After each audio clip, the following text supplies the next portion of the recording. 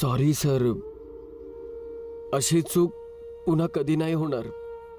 पहिल्यांदा झालंय, माफ करा ना मला. नाही, माफ करण्याचा प्रश्नच उद्भवत नाही. चूक करण्याची सूट अशा व्यक्तीला दिली जात नाही जो पुढे जाऊन बॅरिस्टर बनू इच्छितो. बॅरिस्टरच्या एका चुकीने गुन्हेगार सुटू शकतो आणि निरपराधाला फाशी होऊ शकते. तू जाऊ शकतोस.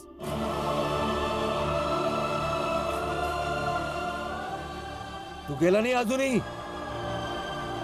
जा इथून, जा.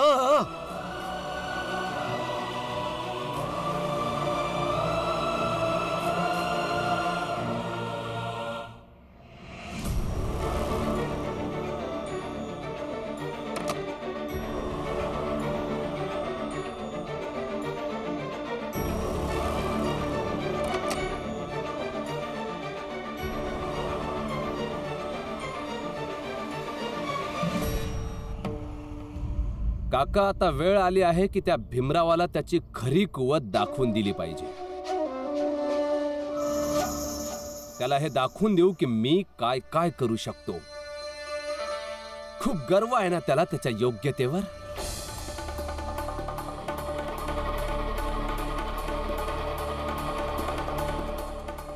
जी, तुम्ही लोकांनी मला इथं बोलवलं का? आणि तुम्ही लोक आहेत कोण?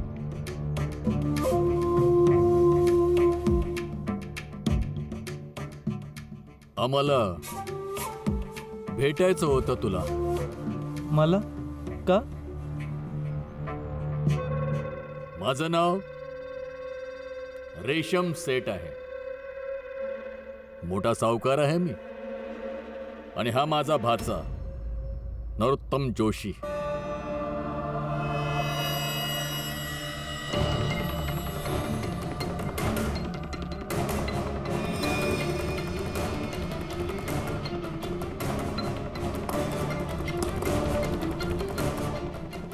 अरे घे घे, तुला याची गरज आहे.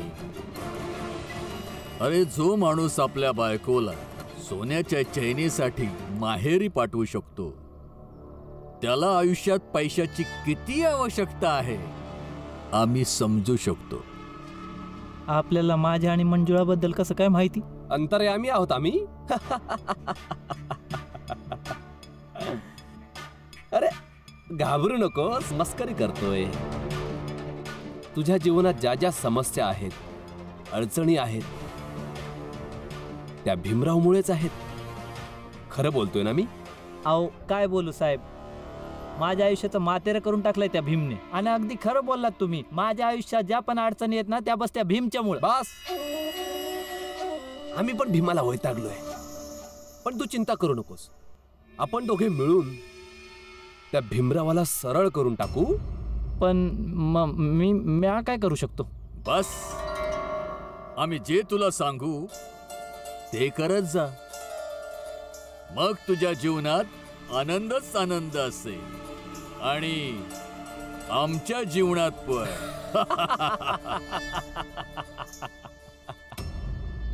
काय? असं कसं कामावून काढून टाकलं? मी आत्ता जाऊन बोलते त्यांच्याशी. थांब, पुन्हा त्यांच्याशी हुज्जत घालणारेस? त्यांचं ऑफिस आहे, त्यांची मर्जी आहे. कुणाला कामावर ठेवायचंय नाही ठेवायचंय ते ठरवतील.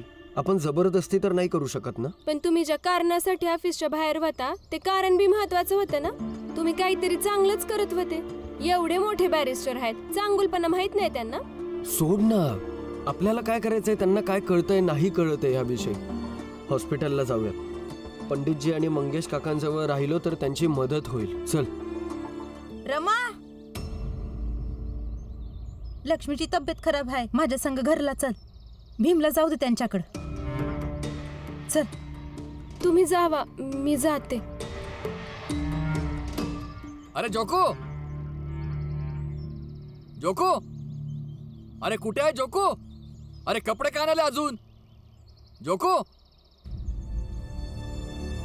बघा, रागवू नका. खरं तर घडलंच असं होतं की म्हणून थोडा उशीर झाला. असं काय घडलंय? मला कामावर जायचंय, मला कपडे नाही मिळाले अजून. मला तर राग माझ्या पत्नीवर येतोय. ज्याने या लोकांना डोक्यावर चढवून ठेवलंय. अरे आपल्या घरात कमीत कमी आपली पत्नी तर आहे. अरे हिचा तर नवराच पळून गेलाय. आता कोण आपल्या घरातून कपडे आणल आणि कोण पोहोचवणार ते मला काही माहित नाही. माझे कपडे काय नाही मिळाले अजूनपर्यंत. माफ करा भाऊ, तुमचे कपडे धुतले नाहीत अजून. थांबा.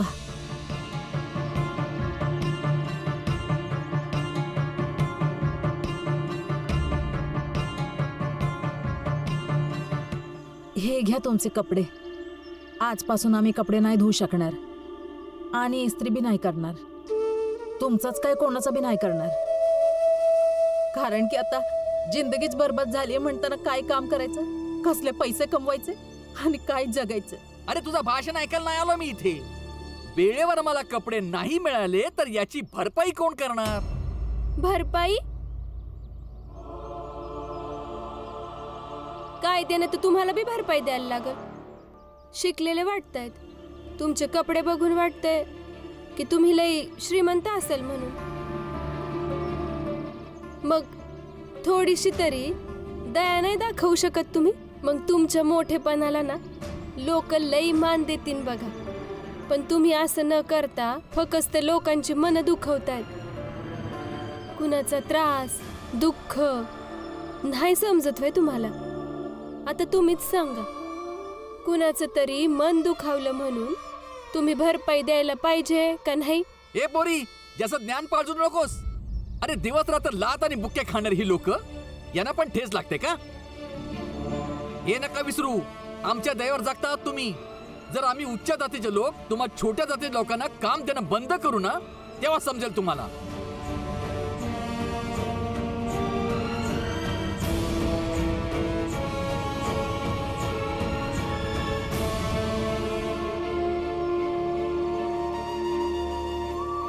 फुलिया, काय करते? असं तर कोण ना कोण कपडे मागायला येत राहील. मग समध्यानं कळेल की माझा नवरा मला सोडून पळून गेला. यापेक्षा मीच स्वतः जाऊन सगळ्यांचे कपडे परत करते. आता ना कपडे धुणं न इस्त्री होईल. काकी, आज चल. आई, बंद केलं दुकान, संपलं सगळं. अरे हे फुलिया, संकट आलं तर माणूस जगणं सोडत नाही. आणि असं कामधंदा सोडशील तर जगशील कशी? हिम्मत ठेव फुलिया. काय करू मी? शपथ घेतली होती अख्खी जिंदगी सोबत राहील. खोट होतं सगळं, सगळं खोट. मला फसवून निघून गेला. मला ना हे अपमान सहन होत नाही. मी मी मला कामच नाही करवत. काहीच नाही करायचं मला. जाते मी. आई, जास्त मोठी झाली होय? जास्त समजायला लागलाय तुला?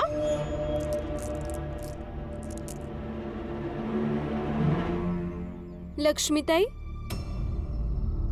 तुमची तब्येत तर ठीक आहे? आई बोलत होते की तुमची तब्येत ठीक नाही म्हणून. रमा, तुझे भाऊ बहीण तर छान गारगोटे खेळतात. जा, तुम्ही बाहेर जाऊन खेळा. ठीक आहे ताई, जा.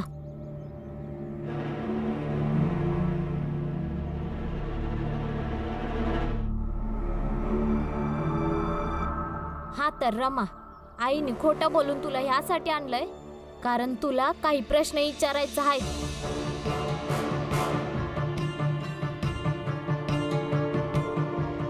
कसले प्रश्न विचारा. ह्या घरची मोठी सून मी आहे की तू आहेस रमा?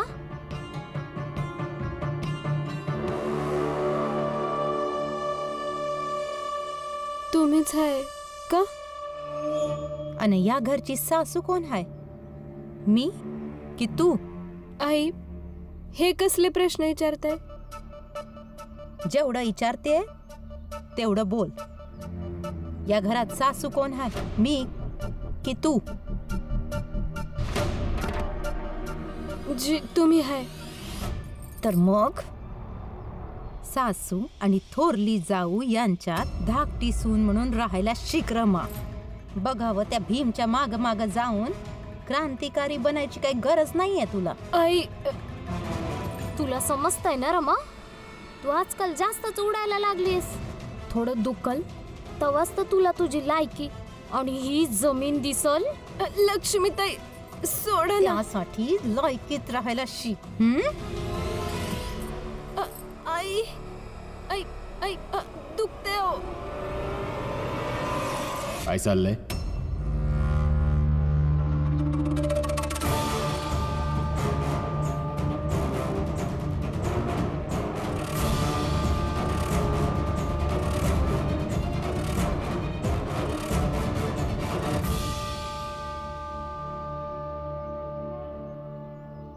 जिजाबाई काय चाललंय?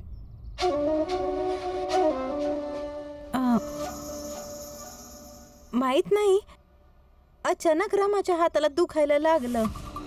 काय झालं पोरी? एक काम कर, जा गरम पाणी कर आणि मीठ टाकून शेक घे.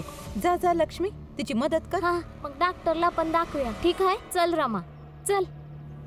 तुम्ही लवकर आलात, मी पाणी घेऊन येते तुमच्यासाठी.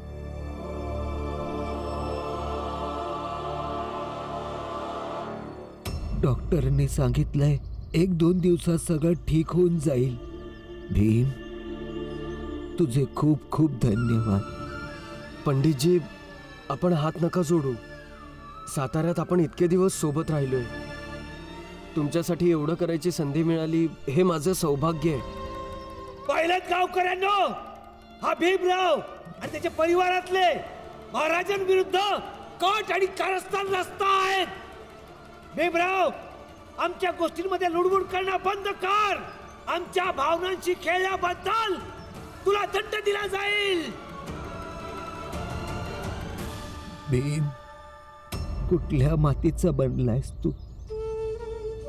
मी साताऱ्यात तुझ्यासोबत इतका वाईट वागलो, इतकी वाईट कामं केली, आणि तरीही तू आमची मदत करून आपलं सौभाग्य समजतोयस. जर मी तुझ्यासोबत चांगलं केलं असतं तर तू काय केलं असतंस? हे सगळं सोडा. हे सांगा, मुंबईमध्ये तुम्ही राहताय कुठे? भीम, पैसे होते तर जवळच एक जागा मिळाली होती. घरून अंथरुणं आणली होती, त्यावरच आम्ही आरामात झोपत होतो. आणि आता पैसे संपलेत तर कुठल्या चौकात किंवा स्टेशनवर झोपू. नाही नाही नाही, असं नका करू. तुम्ही माझ्यासोबत या आणि आमच्या घरी राहा. नाही, मी इथेच ठीक आहे.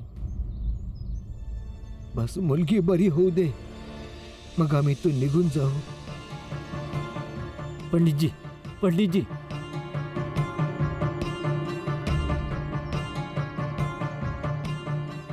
भीम, या पंडितजींचं मला काही समजतच नाही.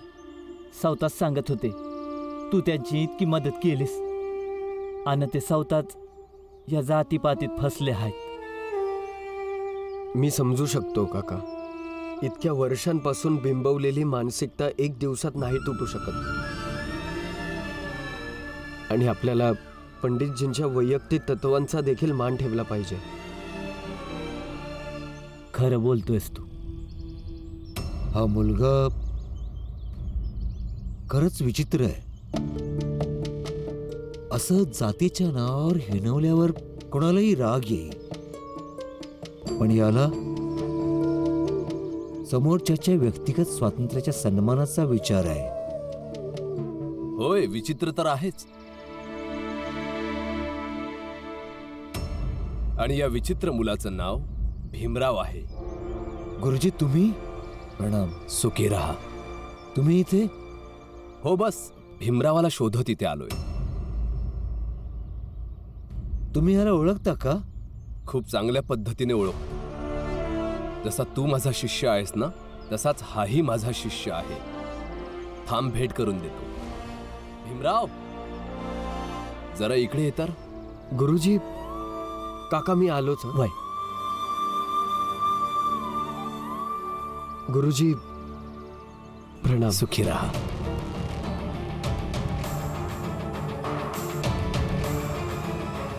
हा माझा शिष्य आहे आणि आता बॅरिस्टर बनलाय. बॅरिस्टरहून मला लक्षात आलंय भीमराव पण बॅरिस्टर बनू इच्छितो आणि याने आता एका बॅरिस्टरकडे नोकरी सुद्धा सुरू केली आहे. अभिनंदन भीमराव. धन्यवाद गुरुजी. परंतु बॅरिस्टर सरांनी मला नोकरीवरून काढलंय. तुला नोकरीवरून काढून टाकलंय?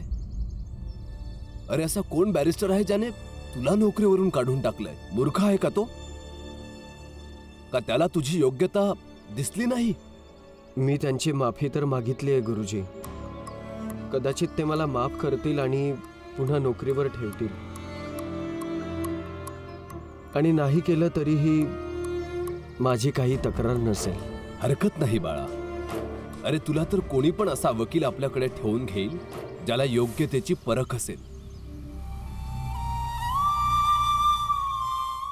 गुरुजी, हे वकील साहेब पण तर तुमचे शिष्यच आहेत ना? तर मग त्यांना सांगून भीमला त्यांच्याकडे ठेवलं असतं. हा खूप समजदार पोरगा आहे. मी याला साताऱ्यापासून ओळखतो. हो, ही गोष्ट पण खरीच आहे.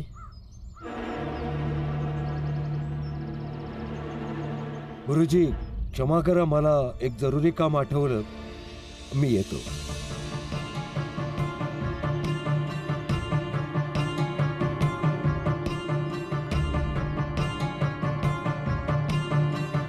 भीमराव.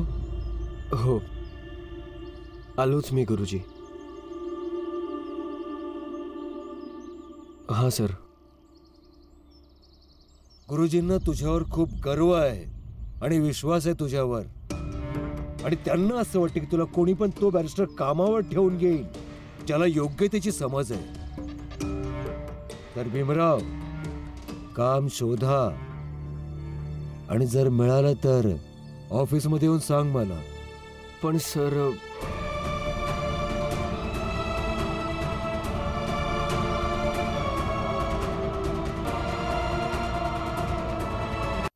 आधीच कर्ज कमी नाही आपल्यावर. आणि माहित नाही भीमने काय विचार करून त्या फुलिया काकीकडून पैसे घेतलं. बाबा, हे पैसे पण आपल्याला चुकते करावे लागणार ना. आनंद, भीम काय करणार? अन ही वेळ हा विचार करायची नाहीये. इलाज पण गरजेचा आहे ना. आणि भीम पैसे घेत नव्हता. फुलिया काकीने त्याला जबरदस्ती पैसे दिले. मंजुळा, मंजुळा, ए मंजुळा. तुम्ही आणि हित? मी इथं येऊ शकत नाही का? तू काय पूर्ण आयुष्य हितच काढणार आहेस? आणि मी तुझी पोरं सांभाळू तिथं? बावळट समजलीस होय मला? दाजी, आपण असं का बोलताय बरं? जावई बापू, आज जाऊन बोलूया.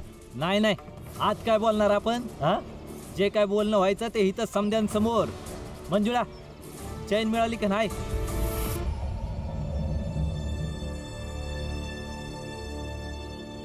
चैन मिळाली की नाही? अजून नाही मिळाली, पण काही दिवसात सोडवून घेऊन येऊ आम्ही. किती दिवसात? वेळ सांगा. एका हप्त्याचा वेळ द्या. आपली चेन आपल्याला मिळून जाईल. 1 आठवडा? ठीक आहे. मग पुढचा 1 हप्ता मी इथंच राहणार. आणि पुढच्या 1 हप्त्यात जर माझ्या पत्नीची चैन तुम्ही मला परत दिलीत तर मी मंजुळाला इथून घेऊन जाईन. पण जर 1 हप्त्यात चैन परत नाही मिळाली तरी पण मी निघून जाईन, मंजुळाला सोडून.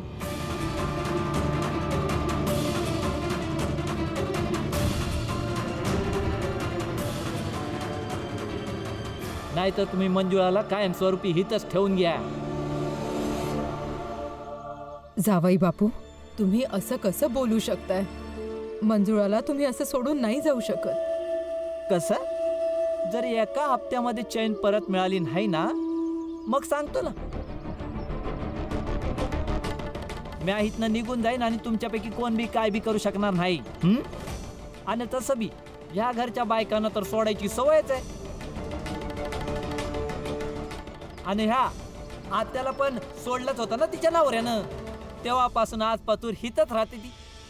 त्याच प्रमाण मंजुळा पण नेहमी हितच राहील. मग हे घर सोडलेल्या बायकांचं घर होऊन जाईल.